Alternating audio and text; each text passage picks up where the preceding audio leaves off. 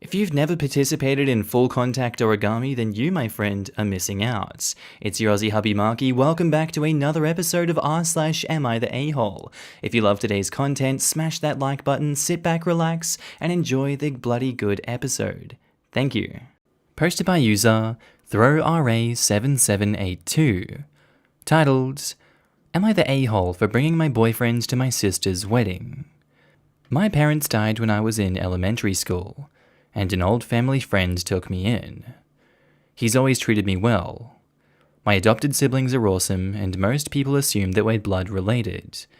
My adopted mum has always hated me.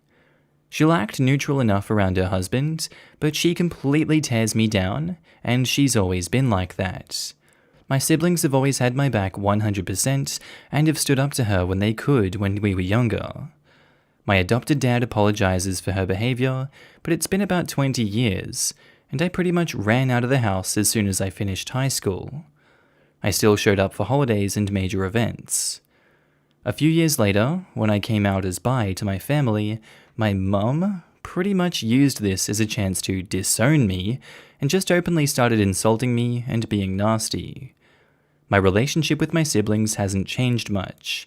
I video chat and talk to my siblings all the time and visit about once a week since we live in different cities. They don't apologize for their mum's behavior.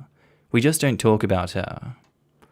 My sister's wedding was small because of the pandemic, just close friends and family.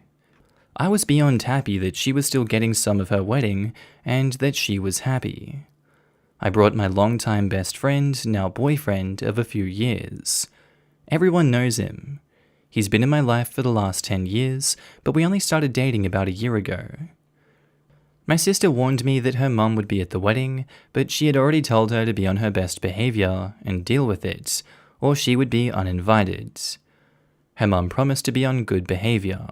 Fortunately, she held it together for the ceremony, but things went downhill at the reception, where she started a whole scene about me being there and sprinkled in with stuff about my boyfriend. It went from snide comments and insults to a full-blown argument. My dad managed to get her to calm down and she disappeared for a while and came back later to just ignore me. But now the whole story made it to our wider family and acquaintances. Both extended families and pretty much everyone are blaming me for picking a fight with her.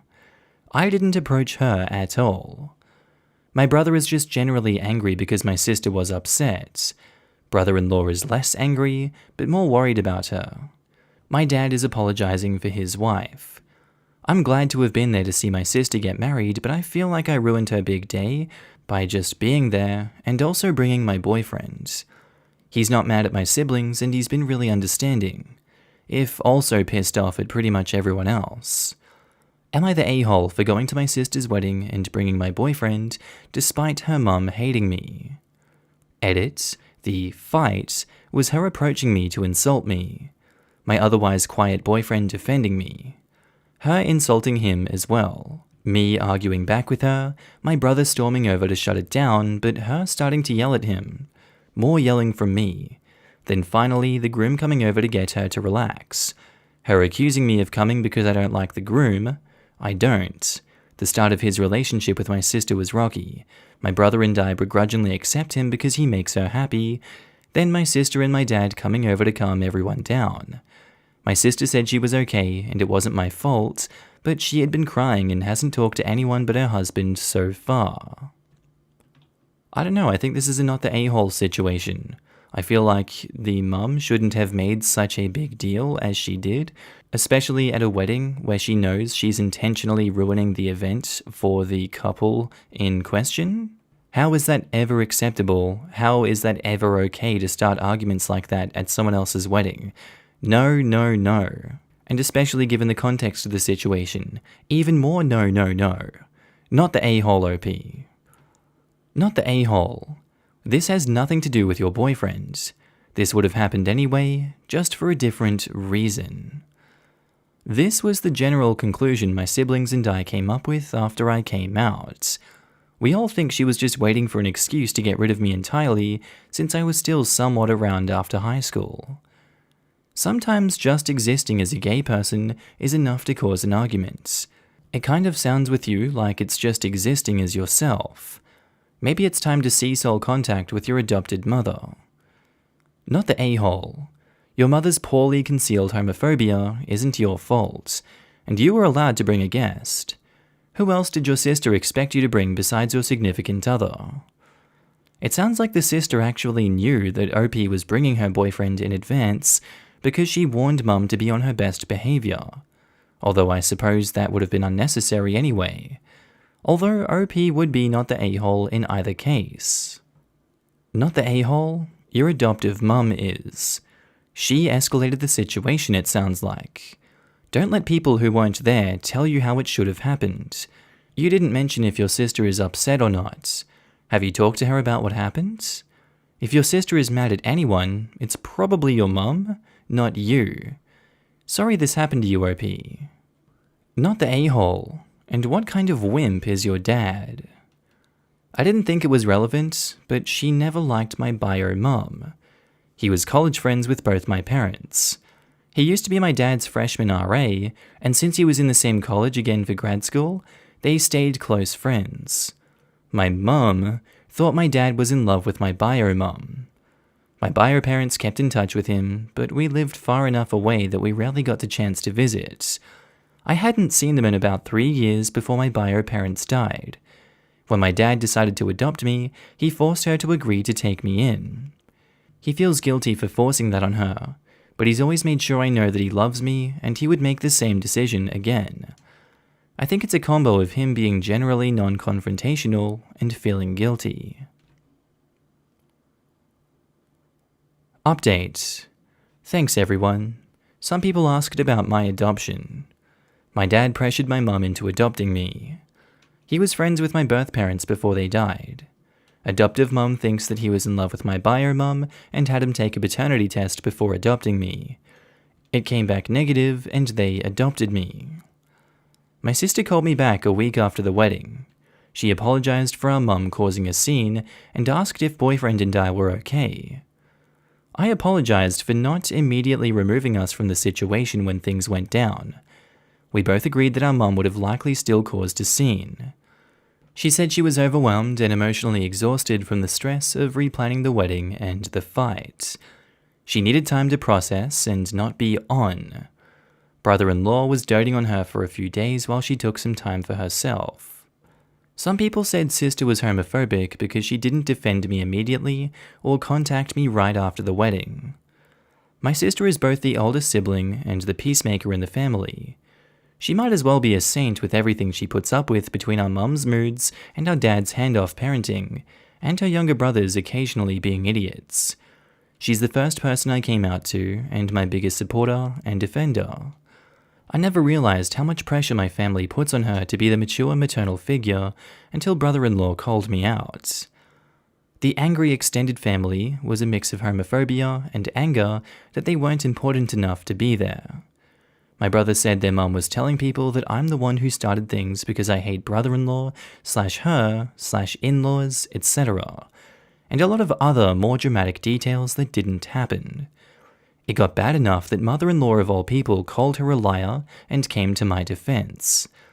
Then mum decided to throw father-in-law being a serial cheater into the argument, and now both extended families are flip-flopping sides. Normally, our dad would placate our mum, and our sister would try to smooth everything over. She's pretty much hung out to dry on her own. Sister and brother-in-law have gone low contact with her mum. My dad apologized on her behalf to my sister and me. My brother is the only one still talking to her, but only through dad, who he feels bad for. We are all dodging the mess that is the fight between the in-laws. Boyfriend and I also discussed things. He's been incredible, and I'm going completely no contact with adopted mum. Luckily, neither my dad nor my brother will give my mum my phone number so she can't bother us. We never speak and only see each other roughly once every 2 years, so it's not a loss. I'm not sure how I feel about my dad. I love and appreciate him for adopting me, but we're on shaky ground. That's pretty much it. Ponder Who I Am says, "Your sister does sound like a saint. It is absolutely stressful being the peacekeeper of the family. It sounds like your dad is punishing himself for something. Cheating, maybe? And that's why he's putting up with your adoptive mum's craziness. But if I were him, I'd be better off being alone than to live with that kind of treatment day in and day out. You did nothing wrong being there and bringing your boyfriend. It's totally your adoptive mum's issue. My sister is basically a saint. This whole thing made my brother and I realize how much she puts up with and how much we take her for granted. None of us can figure out why our parents are still together. It made sense when we were younger, but now we're all adults and he's still with her. But that's not a rabbit hole any of us feel like going down. My grandfather's wife is a lot like your dad's wife, and my grandfather won't leave his wife either. It drives me absolutely insane, but I no longer talk to either of them after the bullcrap she pulled last year. My mom and aunt rationalize it as him not wanting to be alone, which I suppose I can understand, but at the end of the day, he's hurt his relationship with his daughters and grandchildren. I think only one aunt is still talking to him. Your dad definitely sounds like he's punishing himself for something, but he needs to do what's right for himself or risk losing his relationship with you, your brother, and your sister. His wife sounds like the type of person to start making ultimatums, and being browbeaten takes a toll. It might make sense for you and your siblings to have a frank conversation with your dad. If you guys haven't already, of course. And I totally understand how that could just be one more stressful thing, and you might decide it's not worth it, which is totally fair. But just to lay everything out on the table, his wife's abuse towards you, towards your boyfriend, and towards himself, how all three of you are going low contact or no contact with his wife, and how that might impact your relationships with him. Posted by user Surrogate Am I the A-hole? Titled, Would I be the a-hole if I had my husband in the room for my birth rather than the baby's racist parents? So this is my second surrogacy pregnancy. My first surrogacy was great. The pregnancy went well, the parents were nice, and the baby was healthy. Well, this surrogacy has been awful. The parents are immigrants from a country in the Middle East. I am black, and where they are from, people with darker skin are always servants or maids and treated like trash. They were fine before I got pregnant, but since I got pregnant, they have been extremely abusive and rude to my husband and I. The baby is going to have a lot of health problems, which they have all blamed on me. The agency we work with knows how rude they are, but doesn't know how to handle it. Well, I am due in about a month and a half and am on bed rest. They have also only been open to people having a natural birth with no medication. We were fine with that because my son was a natural birth and it wasn't that bad for me. I'm worried about having a natural birth with this baby because of its health, but it isn't my kid, so I don't know. We tried to FaceTime them last night, but they were very rude. They tried to act like my doctor and said that if I just exercised more, maybe the baby would be healthier. Well, anyway, I tried to bring up the possibly getting an epidural, and they freaked out and called me the N-word and a slave and other extremely hurtful things. I am only able to have one person in the room, and honestly, I want my husband. He was great at keeping me calm during both my labors, my son and the other surrogacy. Before, everyone automatically assumed it would be the mother. But the agency said I can choose whoever I want, and I really don't want her freaking me out even more when I'm already stressed about my and the baby's health. So, would I be the a-hole if I had my husband in the room with me, rather than the baby's mother? I'm gonna say no. What the hell is this situation? How did the agency let people like this slip through the cracks? But again, money is involved, so I'm not completely surprised. I don't think they can sue you for taking epidurals and taking medication, even if it is against the best wishes of these people. I'm pretty sure your health, and then in turn the baby's health, is of utmost importance here. Again, it's easy for me to say that because I'm not in the situation, and I completely understand that. But if I was the husband in this situation, I would be pushing for that to be an option and get the doctors to slap these surrogate parents in the face for trying to, keep medication away from the wife. That seems like something that is very counterproductive. That's just a terrible thing. On top of the abuse, they are just torturing this poor person. You definitely should just have your husband in that room and then completely cut those trash people off afterwards. Not the a-hole OP. Not the a-hole. Your health is also important. Why did they pick you if they're so racist? Hopefully the agency blacklists them because that is unacceptable. They are abusing you. You control the birth. They specifically chose my husband and I because they thought that a surrogate would be like a type of servant. If you haven't already, please let the agency know everything that they have said to you. I would write it out in a letter so the agency can keep it documented. That's disgusting. I'm so sorry you had to deal with this. The agency needs to do more to protect you. These people are abusing you. They don't care about you. Put yourself first and see if pushing the agency more will do something because this is unacceptable. Not the a-hole. Do what is best for you and this baby. If that means a C-section, epidural, or what the hell ever, and keeping them out of the delivery room, then so be it. That said, I think it's beyond time you had a long, and I mean long, talk with the agency about the potential fallout here. As in, everyone should be prepared for this couple to not take the child due to their medical issues, because them blaming you for issues arising from their provided genetic materials sounds like once reality hits, they may walk. So if you haven't had that talk already, now is the time. Thank you so much. Honestly, I'm scared of that too. Our agency's rules says that if the parents don't want the baby, it is up to the surrogate to decide what to do with it, whether that be adoption or keeping it.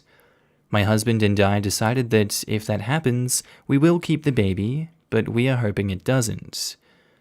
You honestly sound like generous souls, and I'm sorry you're getting treated like this in response. Best wishes to you on the birth, and not the a-hole, obviously. Update. Okay, so some major things have happened, and I wanted to make an update post. So only about 5 days after I made the post, I went into labor really early, a little over a month and a half early. So we went to the hospital, and our lawyer and agency representative came as soon as we called, but the parents were very late.